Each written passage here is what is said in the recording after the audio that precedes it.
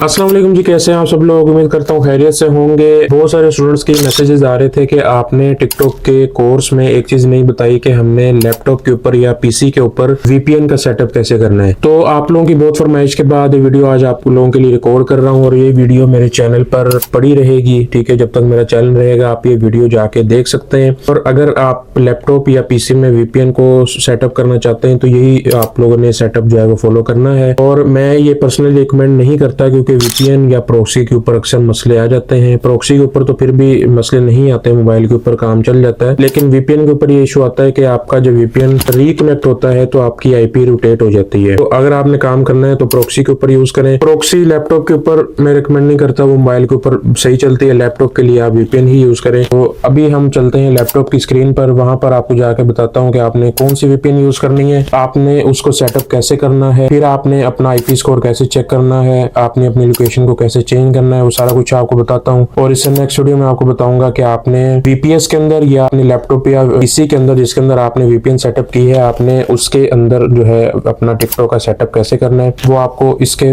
बाद जो next video है उसमें आपके लिए मैं वो वीडियो लेकर आऊंगा। अभी हम चलते हैं लैपटॉप की स्क्रीन पर, वहां पर मैं जाके आपको ये सारा प्रोसेस बताता हूँ। तो मैं आ गया हूँ अपने लैपटॉप की स्क्रीन पर। यहाँ पर आपके सामने मैंने सर्फशार्क वीपीएन ओपन किया हुआ है। आपने इसको गूगल से डाउनलोड कर लेना है। गूगल पे जाके आप लिखेंगे तो आपको इसका जो है वो मिल जाएगा वर्जन विंडोज के लिए। आपने इसको डाउनलोड कर लेना है। उसके बाद आपने जो है इसको अपने किसी भी ब्राउजर में जो है वो ओपन कर लेना है। और ओपन करने के बाद आपने इसको बाय करना है। बाय आपने कैसे करना है, अगर मैं यहाँ से वीपीएन के ऊपर जाऊं तो यहाँ पर ये हमें बता देगा कि कौन कौन से पैकेजेस अवेलेबल हैं। ठीक है, मैं यहाँ से जाता हूँ होम सेक्शन पर, और होम सेक्शन पर जाने के बाद हम देखते हैं कि हमारे पास कौन कौन से पैकेजेस हैं। अगर हम रिन्यू सब्सक्रिप्शन के ऊपर जाएं तो ये हमें पैकेजेस यहाँ पर बता देगा कि आपके पास ये पैकेजेस जो हैं ये अवेलेबल हैं, आप इनको जो है वो परचेज कर सकते हैं। ठीक है, मैं सर्फशार्क वीपीएन यूज करता हूँ लैपटॉप के लिए। अगर मैंने कभी काम करना हो, मेरे एक ब्राउजर मेरा स्पेसिफिक किसी वीपीएन के ऊपर बना हुआ है जिसके ऊपर मैं सर्चेज वगैरह करता हूँ अकाउंट्स की, कंटेंट्स की, तो उसके अंदर सिर्फ वो वीपीएन ही लगा हुआ है और वहाँ पे सारा जो कंटेंट है हर प्लेटफॉर्म पे वो सारा यूएसए बेस ही आता है। ठीक है, इसके अंदर आपके पास 3 पैकेजेस हैं, स्टार्टर है, 1 है और 1 प्लस है। अगर आप,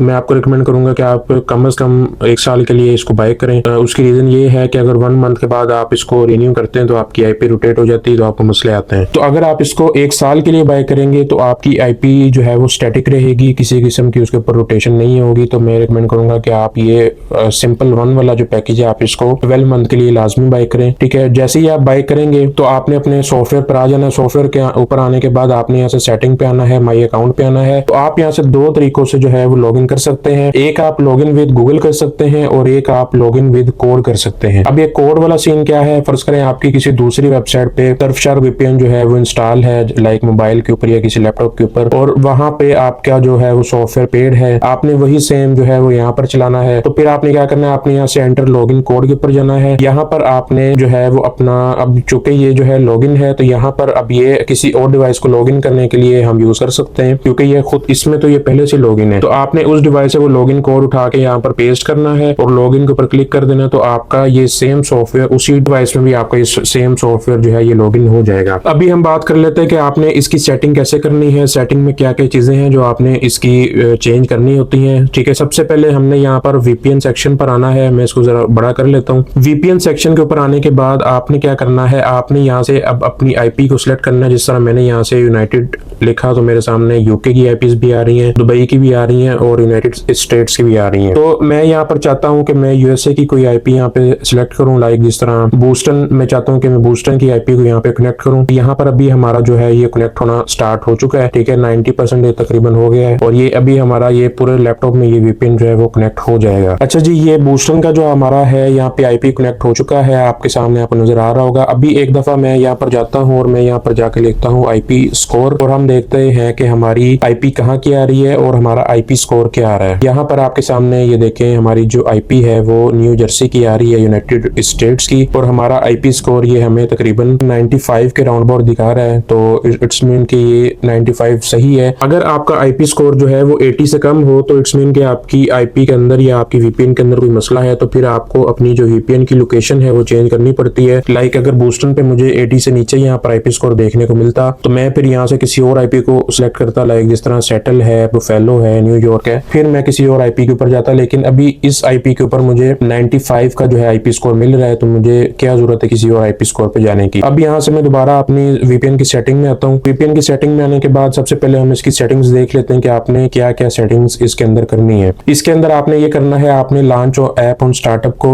ऑन कर देना है। क्विक कनेक्ट में आपने जो है यूनाइटेड स्टेट्स लिख देना है। अगर मैं इसके ऊपर जाता हूँ और यहाँ पर जाने के बाद मैं दोबारा से यहाँ पर जो है वो बूस्टन सेलेक्ट कर देता हूँ। जिस तरह ही हम इसको सॉफ्टवेयर को ओपन करेंगे, ये बड़े क्विक तरीके से जो है यूनाइटेड स्टेट के बूस्टन की आईपी के साथ कनेक्ट हो जाएगा। और ऑटो कनेक्ट को ओपन करेंगे। ऑटो कनेक्ट को ओपन करने से ये होता है कि आपकी जब भी आप लैपटॉप ओपन करेंगे तो आपकी वीपीएन ऑटो कनेक्ट हो जाएगी। तो अगर आपने स्टैटिक रहना है तो फिर आपने इस बटन को भी जो है वो ऑन कर लेना है। मैं भी इसको ऑन नहीं कर रहा। क्लीन वेब को आपने ऑन नहीं करना। किल स्विच को आपने ऑन कर लेना है। किल स्विच को ऑन करने का मकसद ये होता है कि अगर आपके लैपटॉप का जो इंटरनेट है वो बंद होता है, आपके लैपटॉप के ऊपर कोई इंटरनेट नहीं चलेगा जब तक आपकी वीपीएन जो है वो कनेक्ट नहीं होगी। ठीक है, इवन के वीपीएन के अंदर कोई मसला आएगा तो फिर भी इंटरनेट नहीं चलेगा। अगर इंटरनेट के अंदर कोई मसला है तो फिर भी आपका वीपीएन नहीं चलेगा। तो आपने इसको भी यहाँ से ऑन कर लेना है, लेकिन मैं भी इसको ऑन नहीं कर रहा हूँ। उसके बाद नीचे रोटेटिंग आईपी को आपने बंद करना है और इनविजिबल ऑनलाइन इसको भी आपने ऑफ रखना है और नो बॉर्डर को आपने ऑन रहने देना है। उसके बाद हम दोबारा यहाँ से बैक आते हैं। वेब कंटेंट ब्लॉकर आपने इसको कुछ नहीं करना है। एंटीवायरस के ऊपर आएंगे। ठीक है, इसको आपने ऑन कर लेना है और ये आपने 3 ऑप्शन ऑन कर लेने और ये बाकी जैसे एज इट सेटिंग है आपने इसको एज इट ही रखना है। उसके बाद आपने ईमेल स्कैम चेकर पे आना है, कुछ नहीं करना आपने।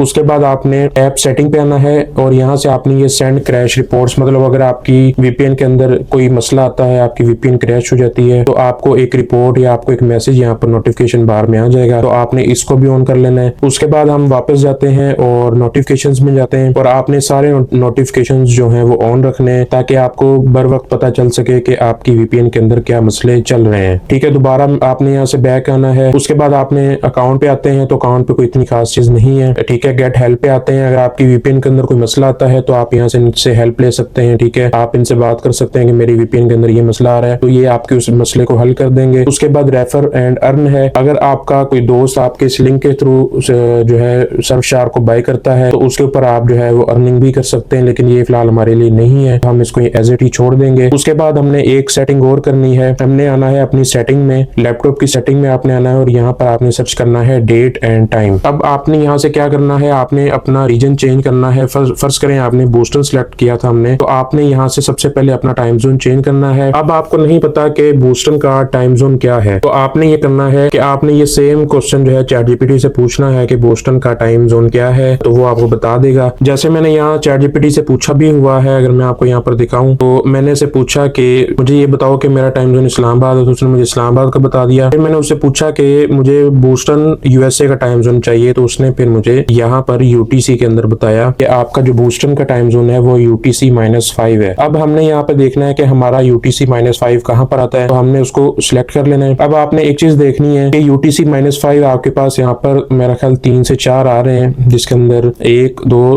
3 4 5 6 7, ठीक है 7 यूटीसी -5 आपके पास आ रहे हैं। अब आपको कैसे पता चलेगा कि बूस्टन का यूटीसी -5 कौन सा है, तो आपने क्या करना है, यहाँ से आपने ईस्टर्न टाइम के ऊपर आना है। UTC -5 eastern time USA and Canada, यहाँ से आपने इसको क्लिक कर देना है। जैसे ही आप इसको क्लिक करेंगे तो यहाँ पर आपने देखा होगा कि हमारा टाइम जोन जो है वो बदल चुका है, हमारा टाइम भी बदल चुका है। ठीक है, पहले यहाँ पे दोपहर के 2:47 हो रहे थे और अब यहाँ पर हमारा टाइम जोन लैपटॉप का चेंज हो चुका है, जिसके ऊपर हमें 4:47 सुबह के बज रहे हैं, तो ये बूस्टन का टाइम जोन है। उसके बाद आपने यहाँ से adjust for day light time automatically को आपने ऑफ कर देना है। ठीक है, इसको हम यहाँ से ऑफ कर देते हैं और बाकी सारे ऑप्शन जो है आपने ऑफ रखने हैं, क्योंकि हमने कोई भी ऑटोमेटिक वाला काम नहीं करना ताकि हमारी आईपी जो है किसी किस्म का मसला ना बने। उसके बाद हमने रीजन में जाना है और रीजन में जाने के बाद हमने यहाँ से जो है रीजन को अपने चेंज कर लेना है। यहाँ से हम इसको कर लेते हैं यूनाइटेड स्टेट्स, यहाँ से मैं इसको यूनाइटेड स्टेट्स कर लेता हूँ। हमने अपने रीजन को भी यहाँ से